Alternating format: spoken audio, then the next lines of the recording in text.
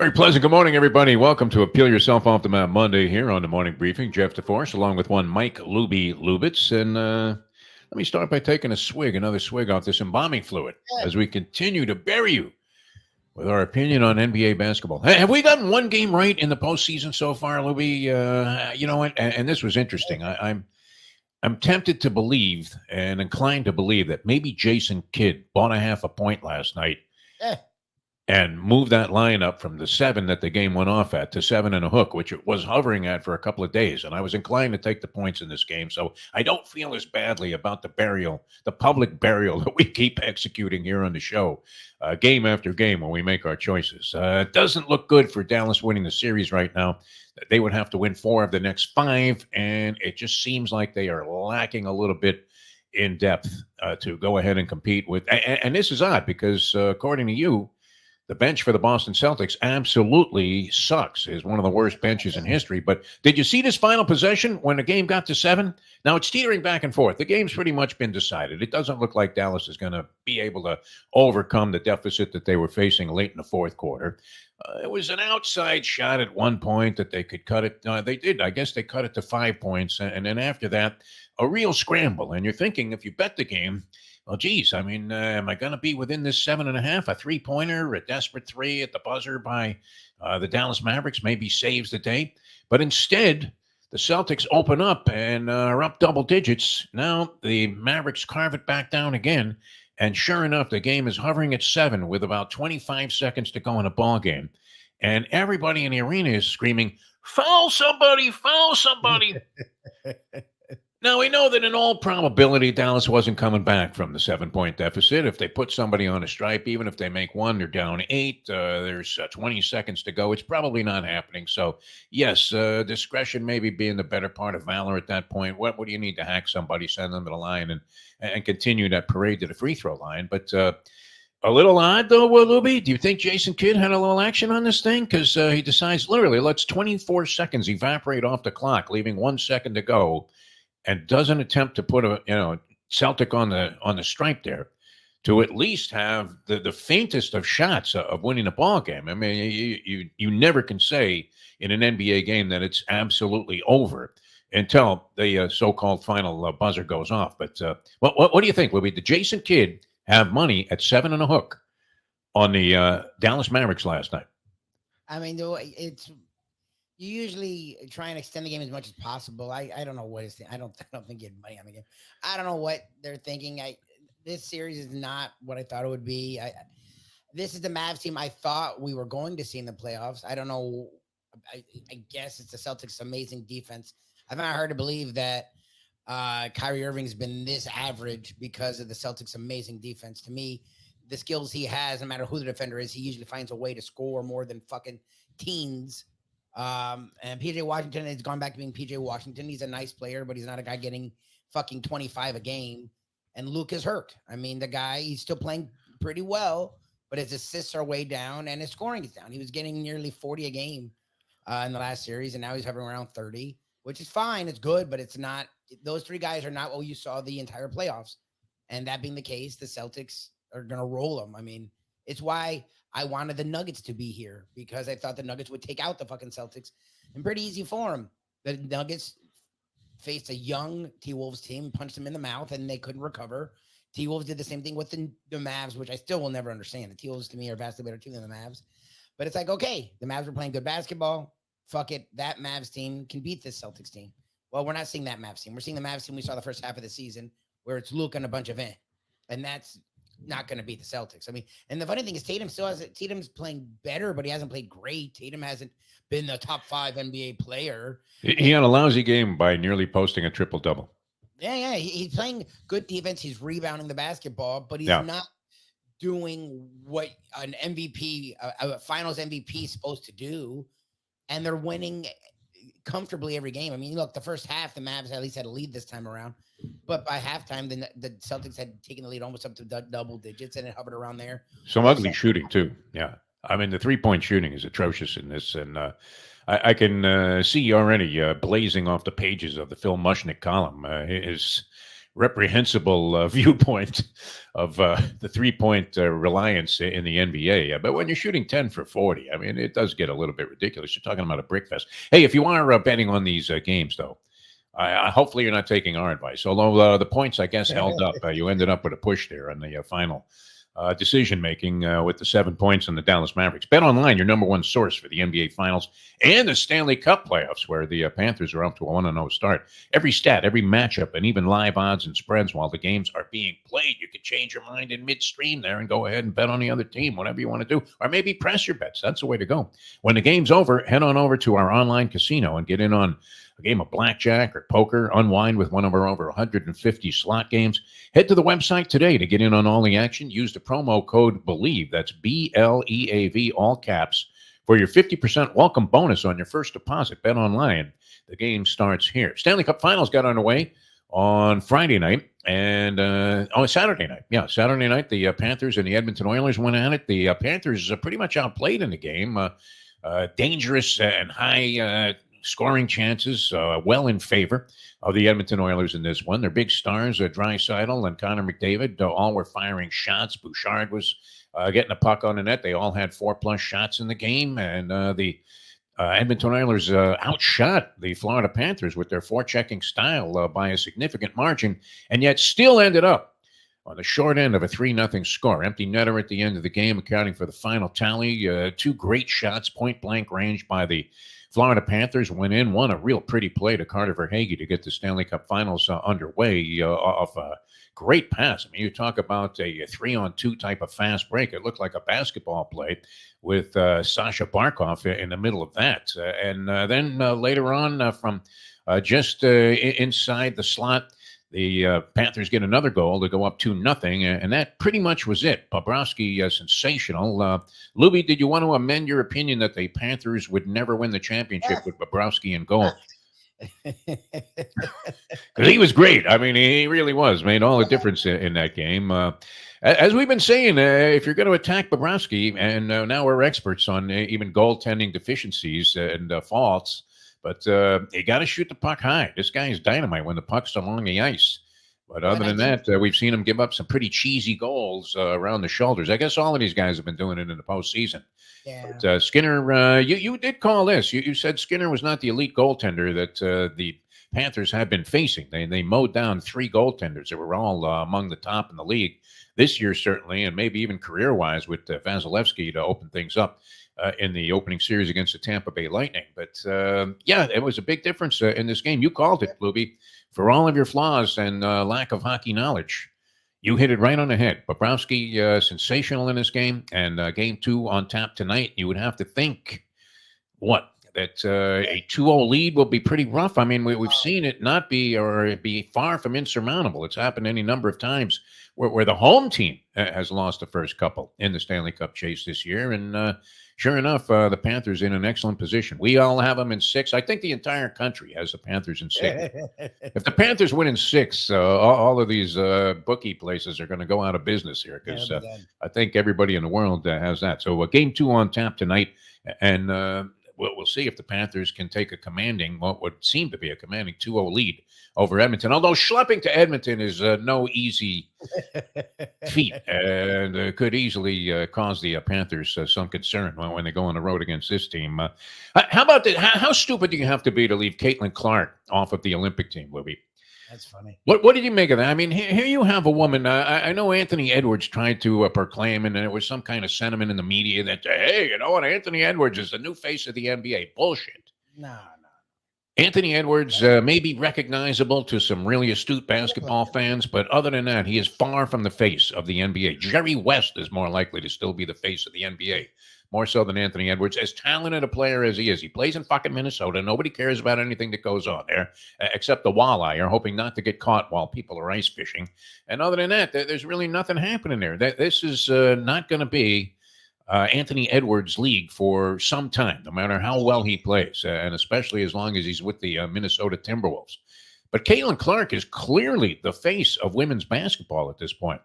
At whatever level you're talking about, whether you're talking about a Pee-wee league where the little girls are all walking around with Caitlin Clark jerseys, Yeah. you're talking about college basketball where she set the pace now, and other women are going to have to try and live up to the standards that she set as a shooter and as a leader and as somebody that can attract attention to a game that was on ice forever. I mean, these women have been toiling in anonymity forever. They were closer to the verge of extinction than they were to expansion in the WNBA. And you have the Olympics, the ultimate worldwide platform. Every woman that plays basketball is aware of Caitlin Clark and what she did as a college basketball player. She is the star attraction. She's the only reason they're filling arenas. She's the only reason anybody gives a fuck about the WNBA right now. I'm looking in my New York Post here, 2 pages of coverage on the New York Liberty, for God's sake. Yeah. And, the countdown is on to when the Fever come to town. That's all anybody's talking about. How could you leave her off the Olympic team, even if she was undeserving, which I would contend that she very much belongs on there? This would be like leaving in his prime Tiger Woods off the Ryder Cup team, would it not? I mean, it's un-American what they've done to this woman. What do you? I mean, how do you account for that, Lubie? And people are kind of poo-pooing it, shrugging their shoulders, going, "Oh well, you know what? They didn't have to take her. They had to take this woman. Otherwise, nobody gives a fuck. You would rather watch rhythmic gymnastics than watch the women's Olympic team in action. This is a big premium spotlight. How do you not take Caitlin Clark on this team and make her wait another 4 years before she can be an Olympian? What do you think, Libby? This seems outrageous. I think she's probably not a top 15 player in the league yet. I mean, if you're watching what she's doing and you're watching what's in the league, I don't know the league that well, but I know that there's at least 15 players better than Caitlin Clark. So I get it from that standpoint. But it's much like when they left Shaq off the Dream Team and they put on Christian Laettner. At least they put Laettner there, which made no sense. He was the new thing. He was the thing outside of Michael Jordan people were paying attention to. If she's what everyone's paying attention to, you got to put her there. I don't know how much minutes she's going to get. She could be that young player that barely plays. Even if she sat the bench, who cares? Even I say you got to, like, she couldn't be the 15th person or the 18th. Like, come on, like, put her on the team. She'll play when she plays. They'll watch her practice, and she'll come in off the bench when they're up by 30. Because in the women's, they definitely annihilate everybody. Like, it was a statement. It was a statement, and they're trying. I don't know why the organization itself would do that. I get the players being weird about her, fine, but the WNBA and the Olympic Committee should throw everything they can at her. Like, literally, who does the world want to see? No. Well, I mean, they want to see Caitlin Clark. That's just the way it is, whether people like it or not. I mean, you could look at some rock star. What was Elvis? He was a great singer, but was he the greatest singer ever? I don't know. But let's face it, if you had a chance to go see him, you were going. He was an entertainer. He put on a performance. He was, the man. I mean, look, Caitlin Clark right now, the face of women's basketball, has done more to escalate interest in women's basketball than any single entity I think that will ever come along, unless like a female Shaq showed up somewhere. But she is, in essence, Kobe Bryant and all of these stars, Michael Jordan, rolled up into one right now in women's basketball. How, if you wanted to have any kind of focus on the women's basketball team in the Olympics from the USA, do you not have Caitlin Clark on this team? It's absolutely an outrage, as our good friend Tony Bruno would say. Scotty Scheffler, Mr. Personality, has won 5 tournaments already this year. He wins the Memorial, takes it by a shot. Nice clutch putt there at the end to get the job done. The world's most boring superstar continues to roll in Scotty Scheffler. Hard to believe that he was getting arrested just a few weeks ago for supposedly mowing down a cop like he was Randy Moss. This is a guy that his behavior seems to be completely inconsequential and so ordinary. It's like watching paint dry. And great golfer and off to a sensational start to the season with 5 wins already, including many of the marquee events. And you got the U.S. Open coming up this week. So primed to really make a statement and establish himself as the number 1 overall guy. All those guys that disappeared on the LIV Tour, the only guy that's really kind of surfaced again is Bryson DeChambeau. Has distinguished himself pretty well. I don't know about Koepka, but it'll be interesting to see once again. As you've watched, it seems like the competitive edge just completely disappeared from a lot of the guys who have schlepped their way over to Saudi Arabia to cash a paycheck there from the LIV Tour. Carlos Alcaraz wins the French Open. That was a tough matchup. The officiating in the French Open, you would have thought Angel Hernandez became a chair umpire, no? What the hell was that? Constant controversy. Now they have the technology. Remember that old argument about, well, we have the technology in place. Why don't we have instant replay? The technology in tennis has taken a lot of the controversy and a lot of the acrimony and a lot of the wasted time with players just screaming obscenities like they were Joe Pesci giving a speech to the chair umpire after what they think or perceive to be a blatantly blown call. But there were any number of really bad calls made at the French Open, including one that put Coco Gauff in tears as she was trying to state her case to the chair umpire in a semifinal matchup against Iga Swiatek, who ended up winning the whole thing on the women's side for the third time in a row. So congratulations there. But there was a blatantly missed call in the Zverev-Alcaraz final that seemed to be at a turning point. It went against Zverev, and then the sentiment, of course, was expressed that the tournament was rigged and everybody wanted Carlos Alcaraz to win. Now, he's a charming character, tremendous, 21 years old, already 3 slams, 3 different surfaces. He's done it at a younger age than Rafael Nadal, winning on the clay there at Roland Garros, and so ticketed for a Hall of Fame career if he isn't there already. And a lot of reason to want to root for this kid, but you don't have to rig things in his favor. And if they could get the shot spot everywhere else but at the French Open, why wouldn't they employ it there? It just doesn't make any sense to continue to subject these players to the atrocities of the blindness of some of the officials that were on hand. Plus, it's the clay, so you should be able to see the mark. It's a lot easier to officiate and make the right call when you're talking about a clay court tournament or clay court action. And yet they refuse to capitulate to this. I don't know what kind of weird French tradition this is. I mean, what is it? They're treating this like it was the croissant that they were going to change into a piece of rye bread. It's time. Just get the calls right so the players don't have to complain. Does Danny Hurley take the Lakers job today, Lubie? Lakers job. Does he take it? He's mulling it over. Right? To me, that's not a good sign. If he's No. going to stay at UConn, he would just stay. I don't know how smart it is because I think that job is sort of a mess right now until you figure out what LeBron is and what the future is there. But if he's not going to just say no, then that to me is sort of a yes. See, if I was UConn right now, I would somehow make sure that Danny Hurley, before he made this decision and made this announcement, saw a couple of episodes of Winning Time. And they saw the way that Pat Riley was portrayed as if he was Bobcat Goldthwait in the movie Blow.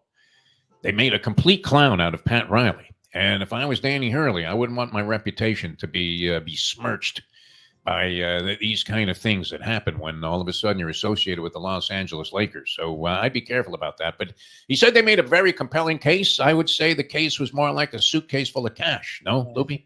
How do you turn down an extra $10 million a year? I don't care who you are, how dedicated you are, or how much of a family man you are. Somebody offers you $15 million to essentially sit there and babysit Bronny. I'm taking it. I think I don't care if it was the end of your career. It's like working 3 more years at UConn. Unbelievable. And you're out the door. You don't have to worry about another thing again, Louis. It'd be a very simple decision for me to make. It's going to come down today, but I'm with you. It's kind of like, if he didn't say right away, I'm a UConn guy. Rick Pitino was theorizing that Danny Hurley is very motivated by what his wife and family want for him. No, look, they want to be in the Northeast, and UConn come correct where they're going to pay him like in the top 3 of all coaches. So it's not like he won't make tons of money, and his family's out there. So it's fine. I get staying. Believe me, I think he could stay be at UConn. He just won back-to-back titles. They'll never fire him. And now he's finally recruiting at a really top level that he's going to have them as a regular. I mean, the Big East is fine now, but it's not good. No, it's not a great conference. So like he can win every year. He can be there forever. He can become an all-time great. So to me, he should stay. Don't get me wrong. But the way he's handled this is not what college coaches like. When Dan Lanning, before he was even offered, I'm staying. Mike Norvell, he flirted with Alabama, but very quickly they gave him a contract and he said, I'm staying. You know, like you heard 5 different coaches say, I'm staying before Deloach took it. Like, not DeBoer, I'm sorry, Kalen DeBoer from Washington. Like, when coaches want to stay, they make it clear because you're recruiting. You have the kids. Now with the portal, you have to keep your own kids. Like, you can't leave room for this, especially right now with the season just being done in college basketball. This is recruiting season. Like, if he was staying he would have said loud, "I'm fucking staying." Like he has 5 stars. His whole team the whole recruiting class, and they have like a top 5 recruiting class. It's like waiting in the wings. Like to me, if he was staying, he would have said it already. Like you don't do this. You can't afford to do this in college sports right now. Will be the highest paid babysitter ever. Babysitters all over the world are going to be saying, "Hey, I'm not working for $20 an hour anymore." Do you see what they're paying Danny Hurley to take care of Brownie? I want a raise, and I want it right now. All right, let's see what happens tonight. Panthers and Edmonton. What's your prediction, Mike Lubitz? You're saying let's go Cats? Bobrovsky played in a way I never thought he could play. He was fantastic. Can he do it again? Enough to keep the puck, the rebounds away, and that's what usually gets him in trouble is those second shots that go over his shoulder because again he's horrible up high. I don't know.